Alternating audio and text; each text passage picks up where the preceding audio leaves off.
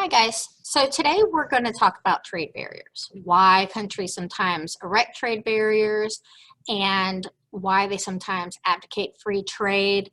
We're not going to get into a lot of that information. We're basically today just going to talk about the different types of trade barriers. So we're going to be defining trade barriers such as tariffs, quotas, embargoes, standards, and subsidies, and just know what the term trade barriers refers to in general. So the first thing you need to understand is that a trade barrier is something that keeps a foreign product or service out of a country. Any of the 5 types that we're going to talk about today count as a trade barrier, and you'll need to be able to list and define each of those. So with trade barriers, we have 5. We've got tariffs, embargoes, subsidies, quotas, and standards.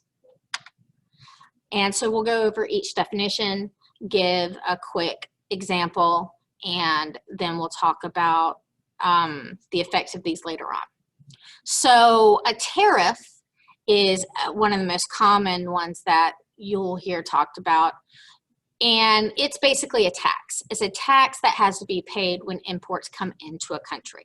So for example, if the tariff on imported orange juice was 40%, an orange juice producer from Argentina who wanted to sell $1 million worth of orange juice in the US would have to pay $400,000 in taxes to the US government for the right to sell that orange juice.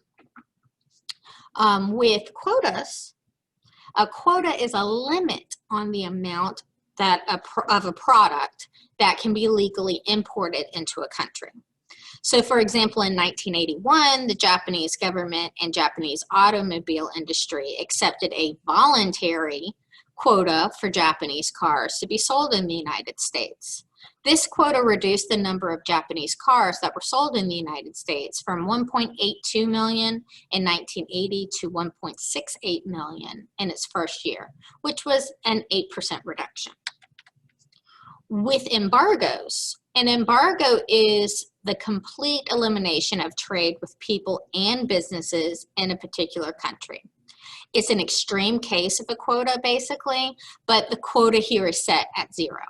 So for example, the United States has had an embargo on trade with Cuba for many years. We don't trade with them according to the United States government.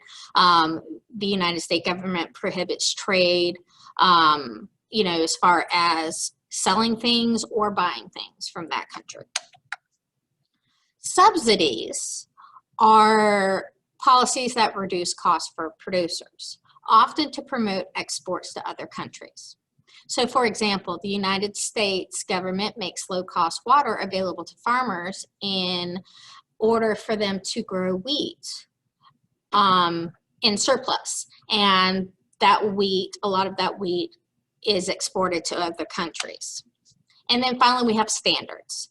Standards are policies that prohibit or restrict the sale of any product that does not meet specific standards set by a government. So if these standards are different from those expected of US producers, they count as trade barriers. And this was a heated issue in the debate over NAFTA, if you've heard anything about that.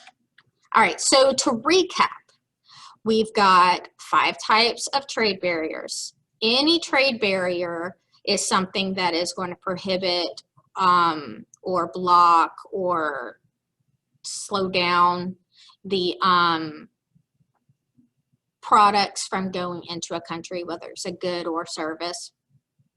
And there are 5 types. You've got tariffs, taxes on imported goods, quotas, limits on the amount of a product that can be imported, embargoes, which is the act of cutting off all trade with another country, standards, which are policies reducing costs for producers, often to promote exports to other countries, and subsidies, which are government payments that support a business or market. All right. And so I'm going to end with the things that I want you to remember about trade barriers. That there are 5 of them that you have to know. Each one qualifies as a trade barrier, and all trade barriers restrict the exchange of goods and services between nations. And that's it. Want to see you guys do some practice? You look at some examples, try your definitions, and then you'll be ready to discuss the effects of these trade barriers next time. Take care.